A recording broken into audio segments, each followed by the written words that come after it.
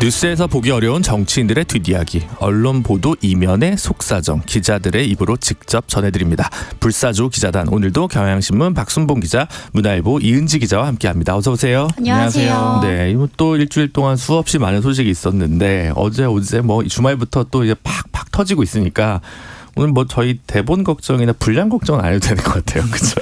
맞아요. 하루도 조용할 날이 없는 정치권. 그러니까요. 얼마나 바쁘실까 싶기도 하고, 일단은 수능부터 한번 짚어보도록 하겠습니다. 지금 이제 뭐 논란이 많잖아요. 누가 잘못한 거냐, 왜 갑자기 이게 튀어나온 거냐, 그리고 이제 이게 지금 잘 나가고 있던 대통령실 입장에서는 왜 스스로 부담을 자초한 건 아니냐, 뭐 이런 얘기들도 많이 있을 것 같은데, 요 지금 대통령실의 실제 분위기, 이런 게 좀 궁금하거든요. 사실 기본적으로는 왜 이 시기에 던졌는지 요거에 대해서는 해석들만 좀 분분해가지고 네. 실체까지는 좀 접근이 잘 안 되는 것 같은데, 네. 다만 이제 여러 가지 해석들이 사실 있는데 제가 좀 인상적으로 들었던 거, 이게 네. 완전히 뭐 맞다 혹은 네. 이게 뭐 주류적인 얘기다 이건 아닌데, 네. 인상적으로 들었던 얘기는 이거 좀 조민 씨하고 연관된 건 아니냐 이런 해석들도 좀 네. 있어요. 그러니까 정무적으로 네. 봤을 때 요 문제를, 입시 공정 문제를 던지게 되면은 네. 그래도 부각되지 않겠느냐, 이제 결과론적인 그냥 해석일 뿐이고요. 네. 아무튼 그런 얘기들도 있고, 그다음에 이제 전반적으로 여권이라고 표현할게요. 여권 내 분위기는 이제 제가 들어보기에는 생각보다는 그래도 이제 대통령을 좀 지지해주는 그런 분위기가 있어요. 네. 그러니까 방향 자체가 맞기 때문에 네. 그러니까 기본적으로 나가야 되는 거고, 그다음에 모 여권 관계자의 표현은 이런 표현 쓰는 게 좀 인상적이더라고요. 이 문제의 본질은 공무원의 복지 부동이다. 그러니까 이제 원래 한참 전부터 업무 지시가 내려갔는데 내려갔는데 안 움직였고, 네. 안 움직여가지고 뒤늦게 이제 이렇게 좀 일종의 질타를 할 수밖에 없었고, 그러다 보니까 시기상으로 이제 좀 핀트가 안 맞는 그런 상황이 연출이 된 거잖아요. 네. 그러니까 그러다 보니까 그 문제가 있기 때문에 요거는 공무원과의 싸움이기도 하다, 이런 표현도 좀 쓰더라고요. 그러니까 이게 사실 이 기류는 좀 이어져 왔었어요. 네. 왜냐하면 이제 산업부 쪽에서 이제 제가 예전에 우리 방송 때도 말씀드린 적이 있었는데,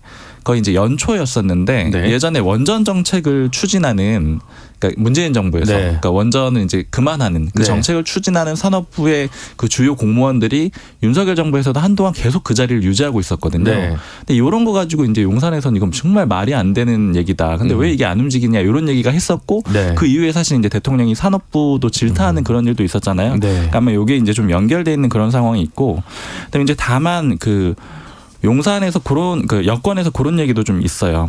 국정기획수석을 새로 만든 게 네. 예전에 만 5세 초등학교 입학 연령 당기면서 문제가 돼가지고 네. 그때 이관섭 수석을 이 자리를 새로 만들어가지고 임명을 했거든요. 네. 근데 그때 왕수석이라고 불렸던 거는 모든 역할을 다 줬잖아요. 네. 그러니까 기획부터 해가지고 홍보까지 다 할 수 있는 일종의 이 종합적인 역할을 다 줬는데, 이번에도 결과적으로는 마찬가지 상황이 벌어졌거든요. 이제 그러다 보니까 역시 기능이 좀 제대로 안 되는 게 아니냐, 이런 얘기도 같이 있습니다. 네. 사실은 뭐 이제 앞으로 후과가 중요하지만, 그냥 제가 궁금했던 이유는, 그러니까 모의 평가 결과가 나온 다음에 이게 업무 지시가 났으면 조금 이해를 하는데, 그럼 대통령께서 직접 문제를 다 보고 난이도를 인지하셨다는 건가?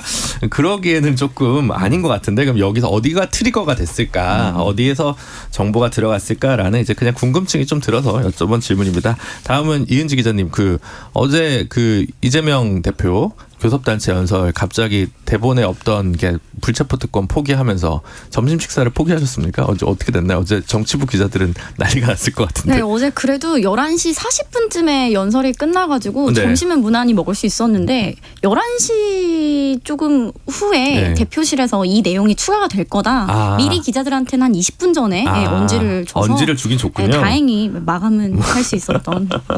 안 그러면 이제 큰일 나는 거잖아요. 그럼요. 송고 다 해놓고 이제 엔터만 누르면 되는데 이제 그쵸. 딱 봤는데, 근데 갑자기 이런 말을 한 배경, 그러니까 이제 프롬포터에 들어갔고 이제 알려줬으니까 즉자적으로 깜짝 쇼를 한 건 아닌데, 그럼에도 불구하고 이제 초고에는 안 들어갔다가 들어간 거잖아요. 뭐 이게 뒷얘기가 좀 있나요? 네, 어떻게 보면 뭐 애드립이라고 볼 수도 있겠죠. 뭐 왜냐면 원래 바로 초안에는 없었으니까요. 네. 이 내용이. 근데 네. 이제 이재명 대표 측에 오늘 좀 물어보니까 교섭단체 연설문 초안을 이제 이 대표가 받아보고서 일요일에 그 하루 전날이죠. 주변 참모나 측근들에게는 불체포 특권을 포기한다는 내용을 좀 즉석에서 넣으면 어떻겠느냐라고 말을 했다고 합니다. 네. 그래서 측근들이 일요일에 알고 있었고, 그러고 나서 이제 그 연설 당일이었던 월요일 이제 9시쯤에 네. 기자들에게 이제 배포가 미리 돼요. 네. 연설문이. 그쵸. 거기엔 내용이 없었는데 9시 반에 비공개 최고위가 있었습니다. 네. 여기에서 이재명 대표가 최고위원들에게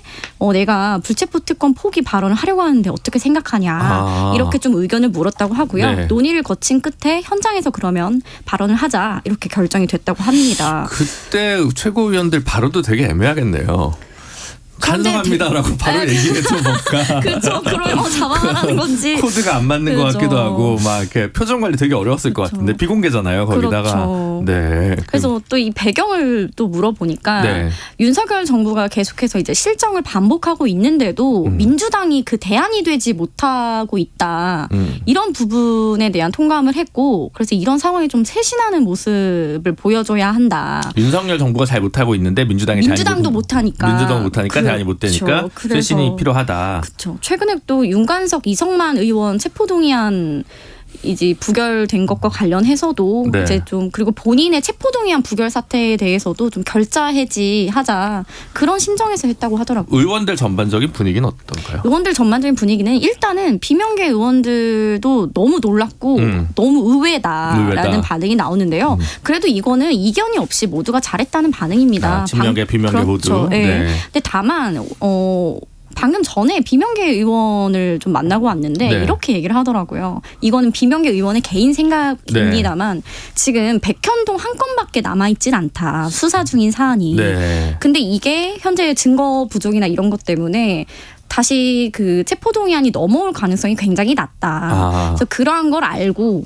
한 게 아니냐. 이런 의혹을 제기하시더라고요. 네. 그 사실 여당에서도 지금 수사가 생각보다 속도가 안 나온다. 네. 그러니까 이런 목소리들은 굉장히 많거든요. 그렇죠. 그러니까 요거하고 지금 한동훈 법무부 장관의 그 총선 출마 여부 이런 것들도 다 연결이 돼 있는 문제예요. 그러니까 왜냐하면은 이제 법무부 장관으로 있는 동안에 네. 이 수사 같은 것들이 마무리가 돼야지 다음 행보를 할 수가 있다. 이런 견해도 있고 네. 반대로 법무부 장관을 하면서 퍼포먼스를 못 냈기 때문에 예를 들어 이 수사 문제가 해결이 안 됐기 때문에 그냥 총선을 나와서 총선을 이끌면서 그러니까 다음 행보를 보여야 된다 뭐 이런 해석들도 같이 있거든요. 근데 어찌됐든 간에 지금 수사 가지고는 조금 원하는 만큼 수준이 안 나온다 이런 거는 좀 많은 견해가 있는 것 같아요. 그러니까 하도 카더라와 음모론이 횡행하는 여의도니까 일부러 늦추는 거 아니냐 뭐 이런 얘기까지도 하고 참 뭐 이게 모르겠습니다. 어떻게 될지 모르겠지만 국민들 입장에서 어쨌든 수사가 빨리 매조짓고 의혹이 실체가 있는지 없는지 정리가 좀 빨리 됐으면 하는데 뉴스 언론 평론하는 입장에서도 같은 얘기 몇 년째 하고 있으면 좀 지루해서 그런 부분이 있습니다. 이 혁신위원회 얘기로 좀 넘어가 보죠. 오늘 이제 혁신위원 명단이 발표가 됐습니다. 뭔가 이제 이거에 대해서 전반적인 평이 어떤가요? 그러면 이게 좀 왜 이러냐? 특히 현역 의원이 이런 사람들이 들어가는 게 맞냐 안 맞냐 뭐 이런 얘기들이 좀 나뉠 것 같다는 생각이 들었거든요. 네, 일단 10명 안팎으로 꾸려질 예정인데 오늘은 7명을 발표를 했어요. 네. 그래서 일부만 일단 발표를 하고 개문 발차를 한 건데요.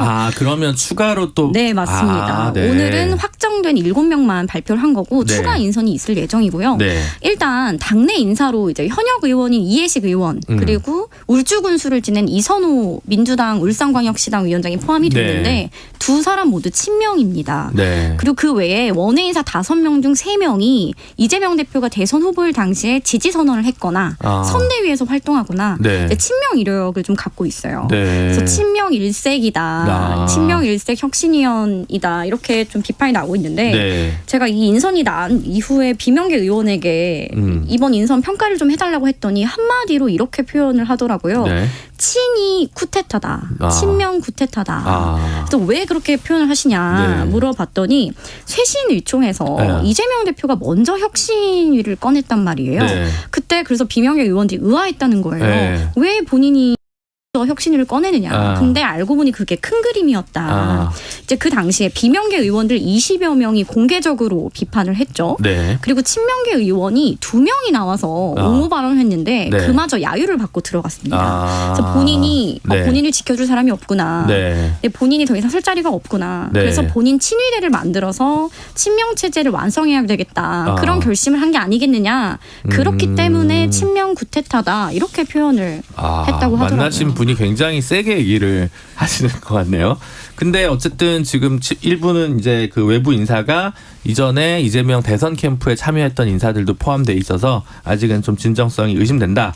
그러면 남은 몫에 약간 비명계 몫의 어떤 사람들이 좀 충원이 될 것 같긴 한 건가요? 안 그래도 오늘 이제 지라시라고 하죠. 네. 이제 받은 글이 오늘 오전에 네. 좀 여의도에 돌았었는데 네. 어떤 내용이냐면 이제 비명계인 전해철 의원이 네. 뭐 황희 의원을 밀었는데 안 네. 됐다더라. 뭐 아. 이런 내용도 있었는데 네. 이제 비명계에서 오영환 의원이나 네. 김종민 의원 이런 분들이 거론이 되긴 했었어요. 아. 그런데 오늘 한 명도 들어가질 않아서 네.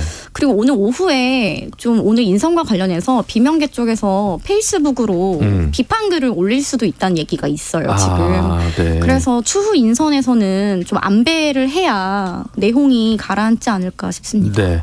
박순봉 기자님 어떻게 보셨습니까? 그 사실 지난주 금요일쯤에 제가 이제 김은경 위원장이 이제 인선이 되고 나서 네.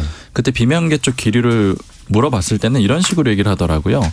전혀 실권이 없는 위원장이기 때문에, 그러니까 뭐 안 좋게 표현하면 바지사장 같은 거기 때문에 이게 이제 공천 싸움은 한 차례 유보가 된 거다 이렇게 보는 거예요. 네. 그래가지고 굳이 요 문제 가지고 싸울 필요가 없겠다. 그러니까 친명 쪽에서도 어차피 그 한 차례 실패를 해가지고, 그러니까 이래경 이사장 해가지고 실패를 해서 일종의 그냥 이제 커버하고 넘어가는 그런 인사기 때문에 네. 굳이 심하게 싸울 필요는 없겠다. 근데 다만 좀 불쾌한 거는 예를 들어 김은경 위원장을 친문 인사라든가, 그러니까 비명계 쪽 인사다, 비명계를 그 생각해가지고 배분해줬다 이런 식의 발언은 좀 싫다라는 거예요. 네. 그러니까 이제 그런 거 정도만 대응을 하고 어차피 이게 실권이 없으니까 다음 단계로 넘어간다. 이제 이런 식으로 얘기를 했었는데. 근데 이제 인선이 되고 나서는 조금 기류가 달라진 것 같아요. 그러니까 네. 다시 한번 여기 이제 인선을 가지고 좀 힘을 쓰려고 하느냐. 그러니까 결국엔 이 혁신이가 실제적인 힘을 쓰는 그런 기구가 될 거냐 아니냐. 요 판단이 왔다 갔다 하는 것 같은데 네. 위원장 인선만 있었을 때는 그렇게는 안 봤던 것 같은데 또 위원들을 친명 쪽으로 많이 배치를 하니까 그럼 또 다시 요걸 가지고 하려고 하는 건가? 그래서 이제 이런 식으로 좀 기류가 왔다 갔다 하면서 다시 좀 맞붙는 그림도 있는 것 같아요. 혁신이가 어차피 별걸 못할 거니까 혁신위원장 가지고 더 이상 재론하지 말자. 당에 안 좋으니까. 그게 지난주 말 정도의 느낌이었고 혁신위원으로 뭘 하는 게 오히려 크리티컬한 그 쟁점적인 것들을 가져올 수 있어서 그렇죠. 오히려 싸워야 될 수도 있나? 맞습니다. 혁신위원을 또 이렇게 쭉 배치하면 다시 혁신위 가지고 뭘 하려고 하는 건가? 이제 이런 생각도 하는 거죠. 네. 사실 지금 이제 혁신위가 띄워졌지만 바로 직전까지도 혁신위가 있었다는 참 혁신의 연속인데, 그죠? 그러면 이제 이전 혁신이었던 장경태 의원 같은 경우도 뭐 여러 가지를 막 제기를 했었잖아요. 뭐 물론 이제 국민들에게 그게 뭐 가다듬거나 감흥을 일으키지는 못했지만, 그러면 이제 그 안들이나 뭐 그건 다 어떻게 되는 건가요?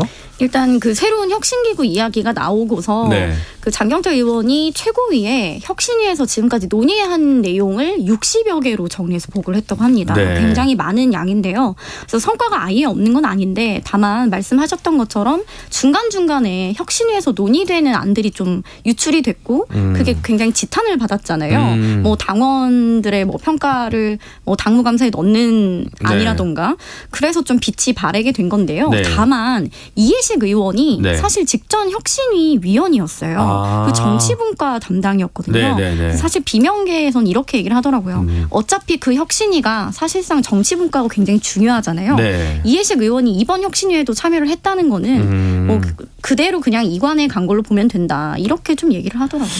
상당히 그러면 물밑으로 팽팽한 긴장감이 있다는 그렇죠. 거겠네요. 지금 혁신위를 둘러싸고 혁신위의 구성, 권한, 성격, 의미가 계속 좀 달라질 수도 있고 유동적이다 이런 부분인데, 장경태 의원 얘기 나왔으니까 말인데 이제 최근에 좀 뭐 기절쇼냐 아니냐 장해찬 의원이랑 뭐 이제 논박하는 그런 게 있었는데 영상도 좀 공개됐는데 뭐 억울한 정도는 아니다 뭐 이런 얘기도 있는데 뭐 이것도 어떻게 정리가 좀 하실 수 있을까요? 일단 그 당일에 현장에 있던 기자들이 아무래도 가장 잘 알 거잖아요. 전에 이제 현장에는 없었는데 갔던 기자들 이야기를 들어보니 네. 넘어지는 상황에서 무릎으로 넘어진 게 아니고요. 완전 머리 쪽으로 고꾸라졌었고 그리고 무릎 보호대 같은 경우는 네. 여러 가지 사진이 찍혔잖아요. 네. 그 사진만 조금 그렇게 오해를 불러일으키게 찍혔고 네. 나머지 사진들은 그렇지 않다는 거예요. 그래서 사진 각도나 빛 때문에 그런 오해가 생겼다라고 기자들은 그러니까 무릎에 울퉁불퉁하게 뼈가 그렇죠. 그렇게 보일 수 있다는 이제 착시 효과를 줬다.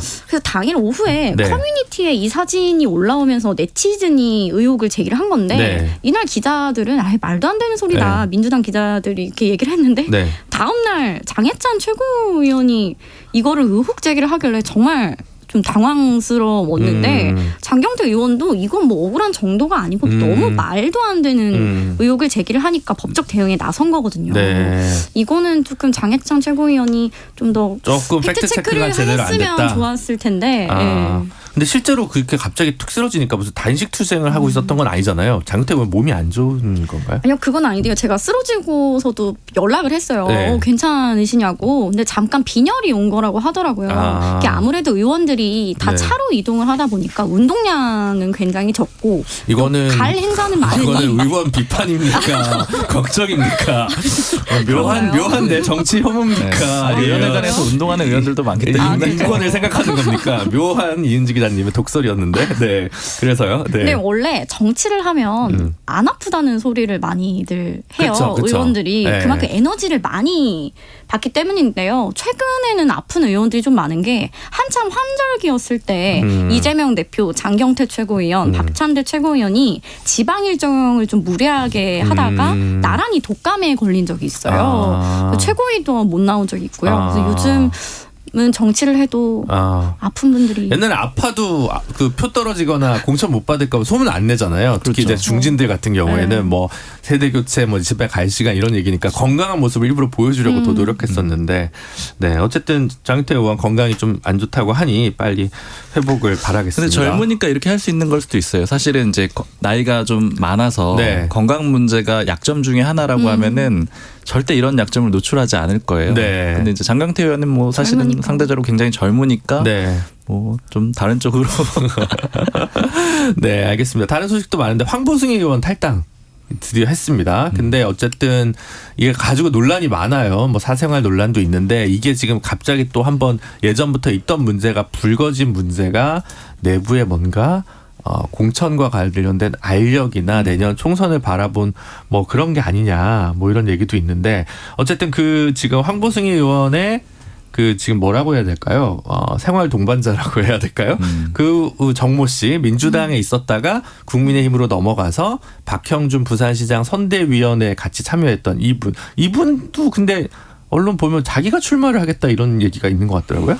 당연히 이제 출마 생각도 있고 민주당에서도 시도를 했던 걸로 들었거든요. 네. 그러니까 출마 선언을 시도를 했었고 이 국민의힘에서 그냥 얘기 들어보니까는 굉장히 잘 알려진 인물이에요. 그러니까 네. 만난 의원도 굉장히 많고 아니면 뭐 당협위원장도 만난 사람도 있고 적어도 만나지 않았다고 하더라도 이름은 다 들어봤다라는 게 부산 바닥에선 다 알려진 인물이다. 부산 바닥뿐 아니고 여의도 쪽에서도 잘 알려진 것 같아요. 네. 왜냐하면 이제 황보승 의원이 많이 대동을 했었다라고 하더라고요. 네. 그러니까 같이 다닌 일도 많고 행사에 같이 가는 경우도 종종 있고 이래서 보좌진들도 잘 알고 그다음에 특히 이제 수행하는 또 보좌 직원들 있잖아요. 네. 거기서는 뭐 대부분 다 알고 있었다라고 하고. 네. 근데 이제 제가 이게 얘기를 들어보니까는 갑자기 이제 당무감사로 확 넘어갔었잖아요. 국민의힘에서. 네. 네. 그게 일종의 트리거라고 할까요? 계기가 됐던 게 그러니까 이제 의원들이 이렇게 다 알 정도의 인물이고 네. 그럼 황보승 의원도 그냥 당당하게 데리고 가서 만났다라는 얘기잖아요. 네.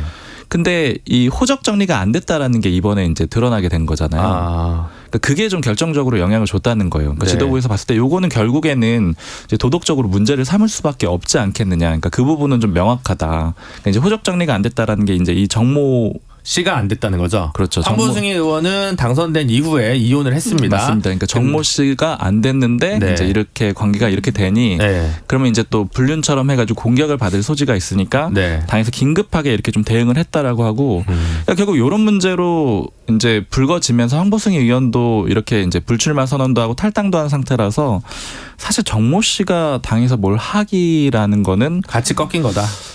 불가능에 가깝다라고 보는 게 맞을 것 같아요. 네, 그렇겠죠. 아무래도 그러면 또 이제 영도 지역에서 여러분들이 이제 몸이 이제 그렇죠. 알겠네요. 또 하나 비게 생겼으니까. 맞습니다. 영도 지역에 지금 벌써 이제 얘기 많고, 그러니까 아까 말씀하신 대로 부산 지역을 비켜준 거냐, 그러니까 네. 정리를 한 거냐, 뭐 이런 네. 얘기들도 있는데 사실은 그렇게 보긴 좀 어렵고 왜냐면은 황보승 의원의 행보를 보면은 예전에 이준석 대표 시절에 수석 대변인에 임명이 됐다가 그렇죠. 이제 바로 일종의 뭐 낙마랄까요 그만두게 됐었거든요. 네. 근데 그때도 지금 정도로 밝혀진 상황은 아니었지만 요 이제 이혼 관련된 요 사생활 문제가 불거지면서 그냥 스스로 물러났었던 그런 네. 상황이에요. 근데 이 그림을 보면 그거 하나가 논란이 하나가 있고 네. 그다음에 이준석 대표 체제에서 수석 대변인으로 임명될 뻔했던 인물이라는 있다라는 거잖아요. 네. 그러니까 그 얘기는 결국 이준석 계로 또 분류가 될 가능성이 있잖아요. 원래 김영호 의장이랑 관계된 그렇죠. 분이었죠. 원래는 김영호 의장하고 김영호 전 의장하고 김무성 전 대표라인 동시에 받아가지고 굉장히 총선에서 확실하게 올라왔던 그런 인물이고 지역구도 그 부산 영도가 김무성 전 대표 지역구거든요. 네. 그렇게 해서 올라왔던 인물인데 어쨌든 이런 코스를 밟았기 때문에 당 주류하고는 좀 거리가 있는 상태잖아요. 그러니까 이번 공천은 원래 좀 어려웠다. 쉽지는 않을 거다 이런 관측들이 많은 상태에서 이렇게 세기가 박힌 거라서 네. 이거는 굳이 뭐 정리를 했다라고 보기는 좀 어려울 것 같아요.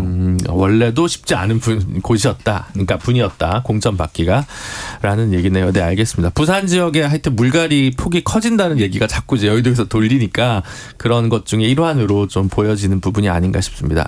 다음은 그 계속 논란되고 있는 이동관 특보 얘기 한 번만 짚고 넘어가 볼까요? 그 대통령실 분위기는 어쨌든 논란이고 뭐고 임명 강행 이런 분위기로 계속 가고 있는 거죠? 그런 것 같아요. 이게 왜 그러냐면은 기본적으로는 제가 이제 계속 이 시간이 꽤 오래됐잖아요. 네. 벌써 한 2주 정도 이상 된 것 같아요. 네. 근데 이 학폭 문제 터지고 나서 학폭 문제 알려지고 나서 쭉 체크를 해봤을 때 예를 들면 초기에는 뭐 용산 내지는 여권에서 굉장히 적극적으로 이동관 전 수석을 도와주려고 이동관 특보를 도와주려고 하는 그런 기류가 있었고 네. 근데 중간에 쭉 이렇게 이어지면서 보면은 그 기류가 좀 약해지기도 해요. 네.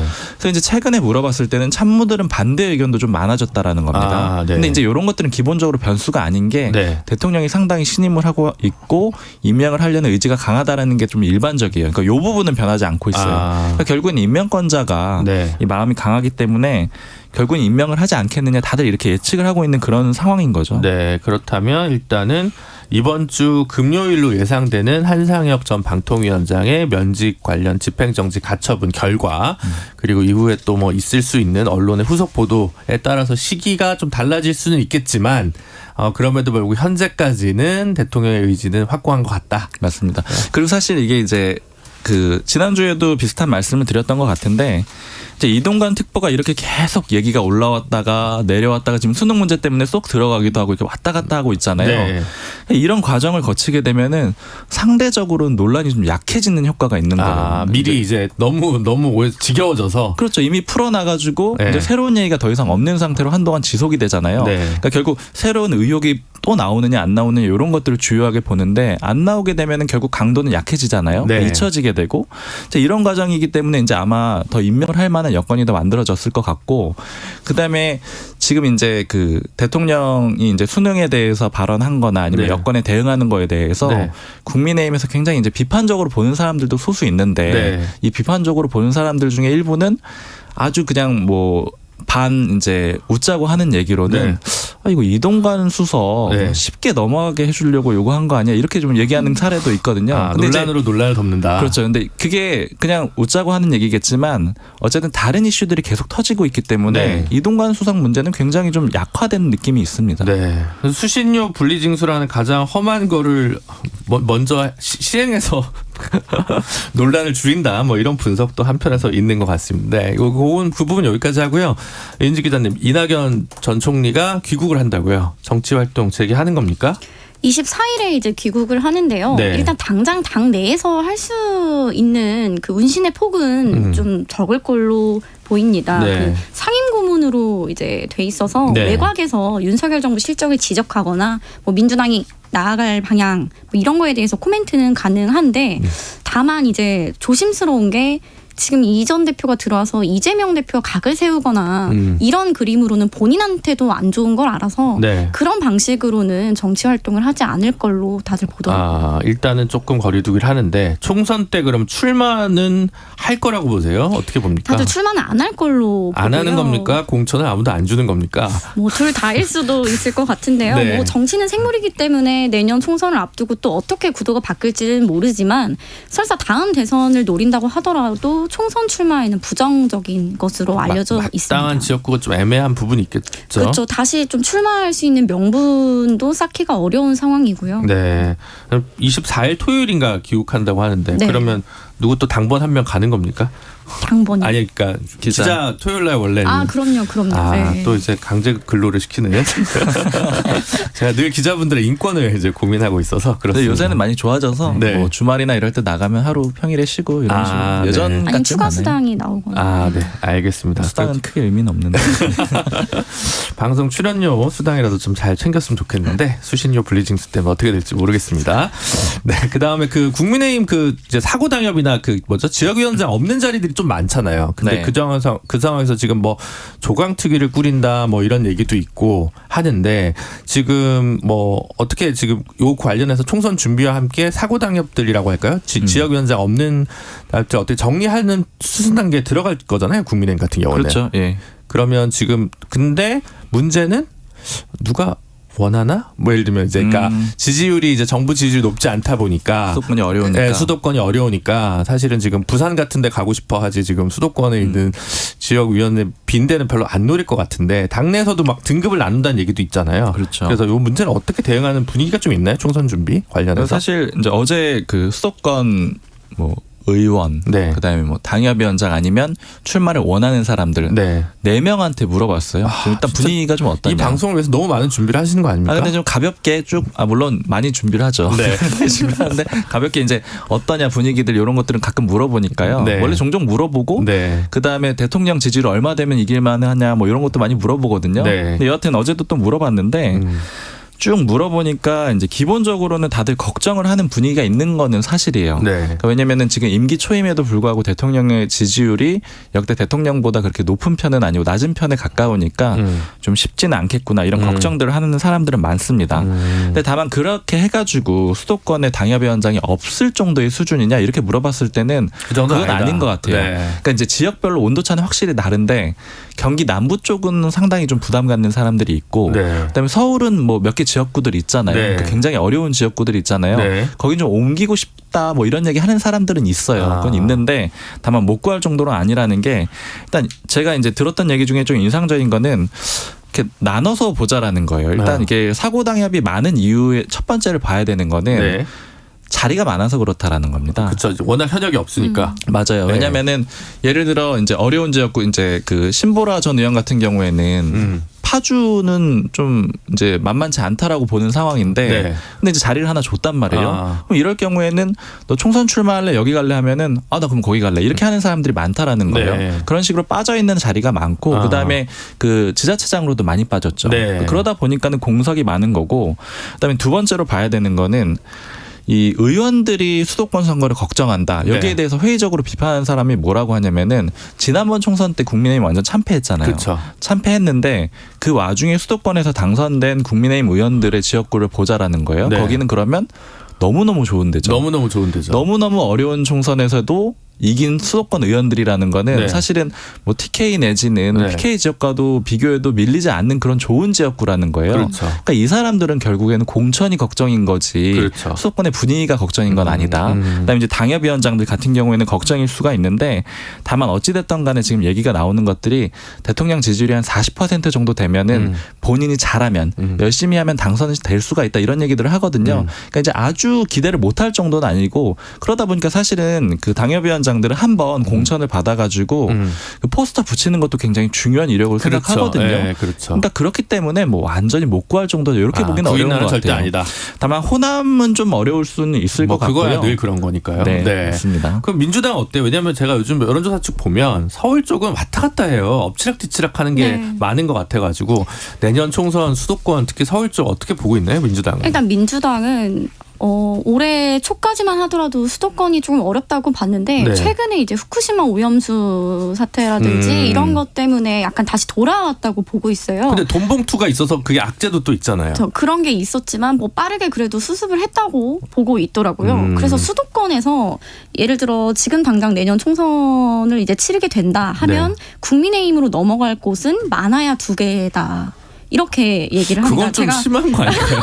좀 너무 긍정적으로 네, 오늘 너무 회피하는데요. 긍정적인 것 같은데. 그리고 아까 뭐 사고당협 얘기가 네. 있었는데 민주당 쪽 얘기는 뭐 국민의힘이나 민주당이나 지금 지역을 정하는 게 의미가 없다는 거예요. 아. 그래서 원외 인사들도 한 네. 10월쯤까지 지역구 정하는 걸 좀 보류하고 있는 상황인데요. 아까 말씀하셨던 그 돈봉투 사건 네. 같은 경우 수사 진행 상황에 따라서 현역 의원이 그쵸. 몇이나 더 자리 탈당이든 그쵸. 뭐 그렇게 되면 그렇기 때문에 지금 국민의힘이든 민주당이든 네. 현재 당협위원장은 네. 큰 의미가 없다고 보고 있습니다. 근데 언제나 그랬어요. 사실 네. 지금의 당협위원장이 공천을 받는 거는 별로 가능성이 그렇게 없죠. 그렇죠. 그래서 저는 사실은 양쪽이 승리를 자신하면 소선거구제를 계속 밀 거고 패배에 대한 대패에 대한 보험을 들려면 중대선거구를 하는 게 맞다고 생각하는데 보통은 당을 중심으로 고민하기보다는 자기가 어떻게 하면 그럼요. 공천을 받고 당선돼야 그렇죠. 고민하다 보니까 그 전략은 잘 논의가 안 되는 것 같더라고요. 그래서 협의가 불가능한 영역인 것 같아요. 네. 그래서 오늘도 김기현 대표도 그 얘기는 별로 안 해서 선거제도 개혁이 참 될지 안 될지 모르겠는데 마지막 요것만 하나 짚을게요. 그래서 제가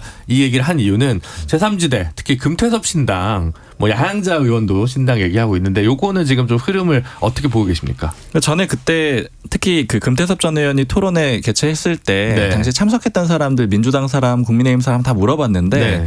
공통적으로 제가 딱 그 요약해서 말씀드리면 다 요 3정당 내지는 3세력의 움직임을 반사판으로 쓰려고 해요. 그러니까 거기 가는 사람들은 대체로 당내에서 비주류 내지는 중도적인 인물이잖아요. 네. 자신들의 입지가 커지기 위해서는 외부에 3정당 같은 게 생겨가지고 우리 당을 위협할 수가 있어. 이런 불안감이 생겨야지 이 사람들의 영향력이 커지거든요. 그러니까 그런 반사판으로 쓰려고 할 뿐이지 실제 가서 참여하려고 하는 의도는 좀 낮다. 이게 한 가지가 있고 네. 그다음에 하나 좀 짚어볼 만한 거는 다만 이 금태섭 전 의원하고 양양자 의원이 만드는 정당 같은 게 좀 잘 될 경우에는 네. 국민의힘에서 나왔던 얘기 중에 좀 인상적이었던 게 네. 그런 거는 나중에 흡수해 볼 만하다. 왜냐하면 중도 정당이 하나 생기게 되면은 그 정당을 데려온다라는 이미지가 굉장히 좋아지잖아요. 네. 그러니까 거기도 몸값 높이는데 혼자 있는 것보다 몸값 높이는데 좋고 예를 들어 기업으로 치자면 인수할 때 돈을 더 치를 만한 그런 형태가 되는 무슨 거다. 얘기인지 알겠습니다. 지난번에도 청년 정당 여러 개 가설 정당처럼 만들어서 국힘이 약간 흡수하는 모양새가 있었던 것처럼 이게 스타트업 하는 거랑 좀 비슷한 엑sit 느낌도 전략이 있어요. 있을 수도 있다. 네. 종착지가 아니라. 네, 알겠습니다. 다음번에는 조국 신당 얘기까지 한번 취재를 해서 말씀 주시면 좋을 것 같습니다. 지금까지 박순봉 기자, 이은지 기자였습니다. 감사합니다. 감사합니다. 감사합니다.